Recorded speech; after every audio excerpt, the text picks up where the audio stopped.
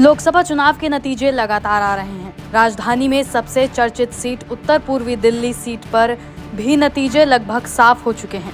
ये खबर लिखे जाने तक कन्हैया कुमार 1,22,904 वोटों से पीछे चल रहे हैं। वहीं मौजूदा सांसद अपना दबदबा कायम रखने में सफल रहे। फिलहाल मनोज तिवारी 5,05,259 वोटों के साथ बढ़त बनाए हुए हैं।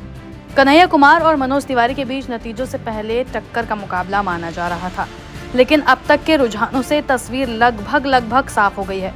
रुझानों को देखते हुए मनोज तिवारी अपना किला बचाने में कामयाब नजर आ रहे हैं। हालांकि चुनाव प्रचार के दौरान कन्हैया ने अपनी पूरी ताकत से चुनाव लड़ा था।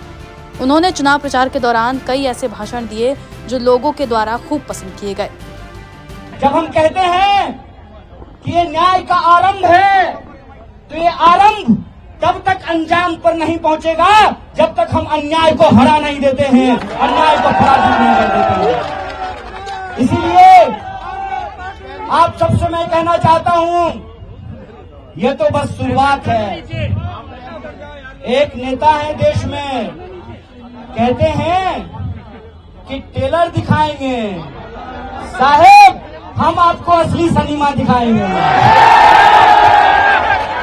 हम आपको असली सिनेमा दिखाएंगे।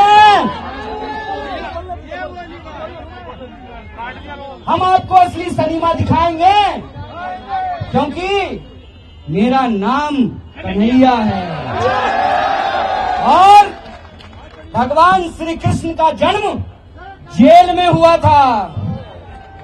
आपने हमको जेल में डाला। आप इस देश के विपक्ष के मुंह पर ताला लगाना चाहते हैं, विपक्ष के नेताओं को जेल में डालना चाहते हैं। जब आपने हमको जेल में डाला था उसी तिहाड़ में, तो वहां से निकल करके हमने इस देश की सत्ता को चुनौती दिया था।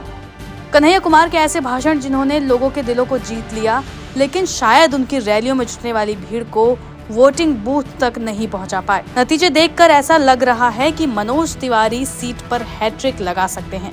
शायद क्षेत्र में मनोज तिवारी की इसी मजबूत पकड़ को देखते हुए बीजेपी हाईकमान ने सभी 6 सीटों पर अपने प्रत्याशी बदले, लेकिन मनोज तिवारी का टिकट नहीं काटा गया। अगर दिल्ली के नतीजों की बात करें तो बीजेपी पिछली बार की तरह सभी 7 सीटों पर स्वाइप कर सकती है।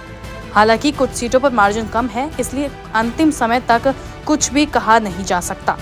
लेकिन कन्हैया कुमार और मनोज तिवारी के बीच वोटों का मार्जिन इतना ज्यादा है कि कन्हैया के लिए इसे पाटना मुश्किल लग रहा है।